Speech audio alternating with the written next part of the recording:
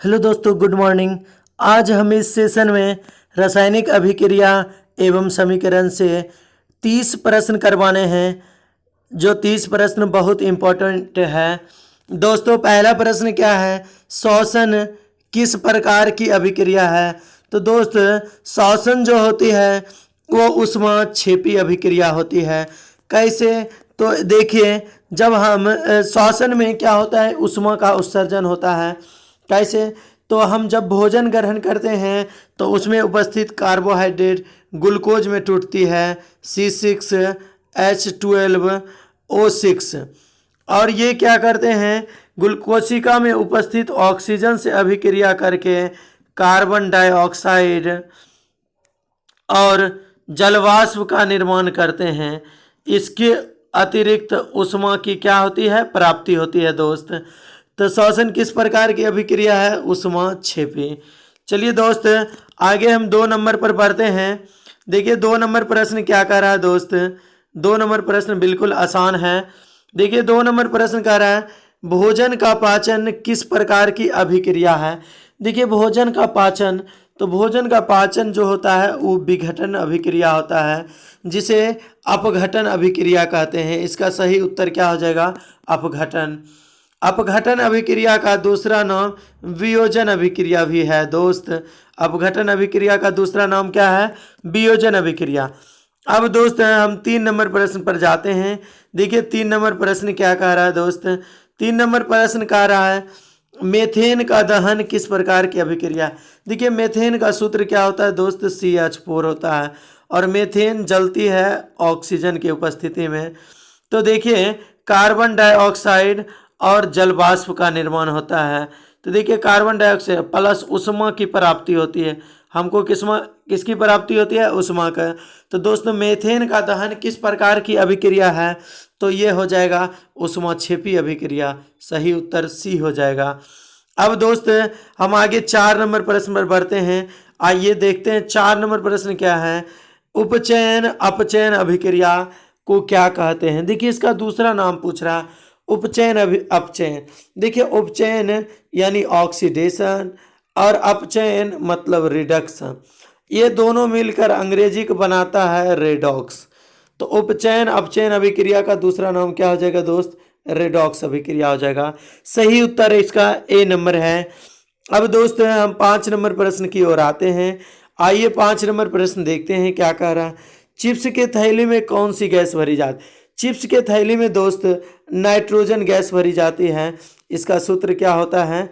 N2 होता है।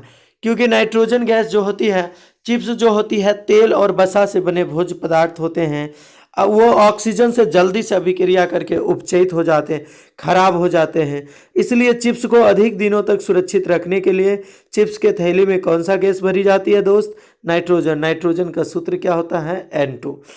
आइए हम आगे 6 नंबर प्रश्न की ओर बढ़ते हैं दोस्त। 6 नंबर प्रश्न क्या कह रहा है दोस्त? 6 नंबर प्रश्न कह रहा है, रासायनिक अभिक्रिया में भाग लेने वाले पदार्थ को क्या कहते हैं? देखिए जैसे अगर हम बात कर लेते हैं, हाइड्रोजन ऑक्सीजन से अभिक्रिया करते हैं तो किसकी निर्माण होती है? जल का निर्माण। इसको संतुलित कर देते हैं, 2 लगा दीजिए, 2 लगा। तो देखिए रासायनिक अभिक्रिया में यहाँ भाग कौन लिया? हाइड्रोजन और ऑक्सीजन। वही पूछ रहा, रासायनिक अभिक्रिया में भाग लेने वाले पदार्थ, इसको दोस्त क्या कहते हैं? अभिकारक कहते हैं। रासायनिक अभिक्रिया में भाग लेने वाले पदार्थ को अभिकारक, और जो नया पदार्थ बनता है उसको क्या कहते हैं दोस्त? उत्पाद कहते हैं। तो यहाँ पूछ रहा है भाग लेने वाले पदार्थ को क्या कहते हैं? तो अभिकारक हो जाएगा। अब दोस्त हम 7 नंबर प्रश्न की ओर बढ़ते हैं। देखिए 7 नंबर प्रश्न क्या कर रहा है, रासायनिक अभिक्रिया के दौरान ऑक्सीजन में ह्रास। ह्रास मतलब क्या होता है? ऑक्सीजन में कमी। कमी है, योग नहीं हो रहा है। ऑक्सीजन का क्या हो रहा है दोस्त? वियोग। तो ऑक्सीजन के वियोग हो रहा है, तो किसका योग होता होगा? तो दोस्त इसका योग होता होगा हाइड्रोजन का और ऑक्सीजन का वियोग। तो जिसमें हाइड्रोजन का योग होता है उसको अवकरण अभिक्रिया कहते हैं। अवकरण अभिक्रिया का दूसरा नाम क्या है दोस्त? अपचयन अभिक्रिया। इसी को कहते हैं अवकरण अभिक्रिया। अब दोस्त हम आगे 8 नंबर प्रश्न पर बढ़ते हैं। देखिए 8 नंबर प्रश्न क्या कर रहा है दोस्त, बिल्कुल आसान से भी आसान प्रश्न है। देखिए आप सोच लिए होंगे इसका उत्तर क्या होगा। वैसी रासायनिक अभिक्रिया जो दोनों दिशाओं में देखिए दोनों दिशाओं में जो अभिक्रिया होती है वो होती है उत्क्रमणीय अभिक्रिया। कैसे? तो देखिए दोस्त, अगर नाइट्रोजन हाइड्रोजन से अभिक्रिया करती है तो अमोनिया गैस बनती है। देखिए दोनों दिशा में, ये तीर दोनों तरफ इंडिकेट कर रहा है, तो NH3। तो जो अभिक्रिया दोनों दिशाओं में होती है वो क्या कहलाती है? उत्क्रमणीय। अब दोस्त आगे हम 9 नंबर प्रश्न की ओर बढ़ते हैं। देखिए 9 नंबर प्रश्न क्या कह रहा है दोस्त? संक्षारण किस प्रकार की अभिक्रिया? देखिए संक्षारण, जिससे संक्षारण के कारण लोहे की बनी वस्तु पर क्या चर्चा आता है? गहरे भूरे रंग का परत जम जाती है, जिससे लोहे की उपयोगिता नष्ट हो जाती है। तो संक्षारण किस प्रकार? देखिए संक्षारण में ऑक्सीजन तेजी से, कोई धातु ऑक्सीजन से तेजी से अभिक्रिया, तो ऑक्सीजन के योग, तो ऑक्सीजन के योग जो होता है दोस्त, तो ऑक्सीजन के जिसमें योग होता है उसको कहते हैं ऑक्सीकरण अभिक्रिया। और ऑक्सीकरण अभिक्रिया का दूसरा नाम क्या है? उपचयन। दोनों उत्तर होगा, इसलिए इसका उत्तर होगा डी नंबर, जिसमें बी और सी दोनों है।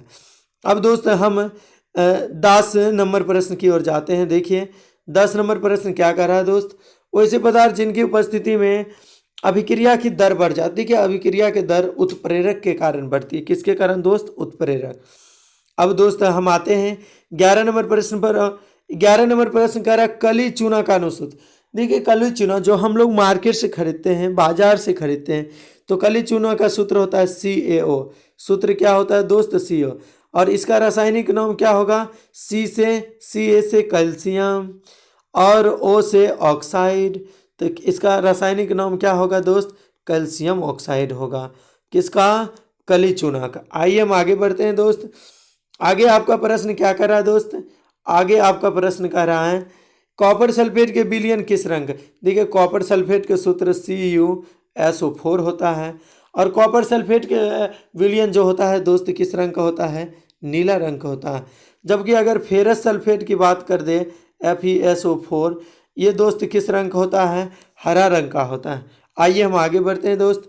13 नंबर प्रश्न देखिए कितना आसान है दोस्त। 13 नंबर प्रश्न क्या कर रहा है? बुझा हुआ चूना का अनुसूत्र। देखिए बुझा हुआ चूना का, अच्छा मार्केट से हम क्या खरीदते हैं? CaO, और उसको किस में डालते हैं? जल में।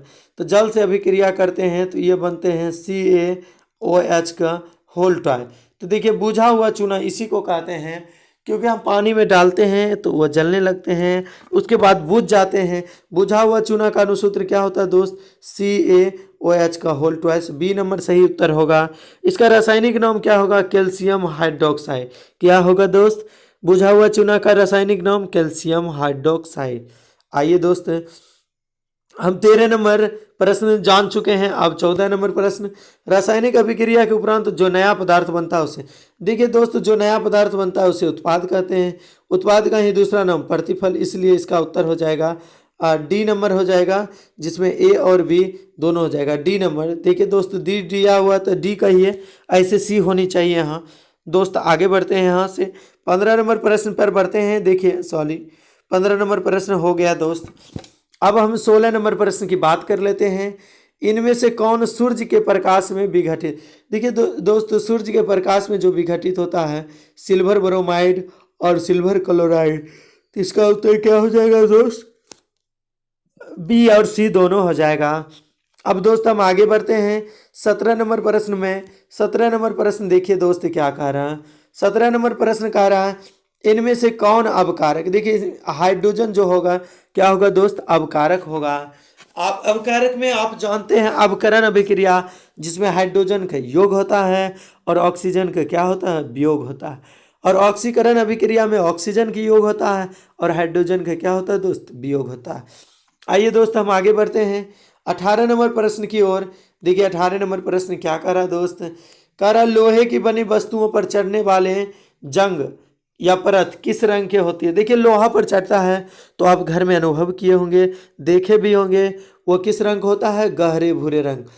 अब दोस्त किसी लोहे की बनी वस्तुओं में अगर जंग लग जाती है तो उसका भार क्या होती है दोस्त? बढ़ जाती है।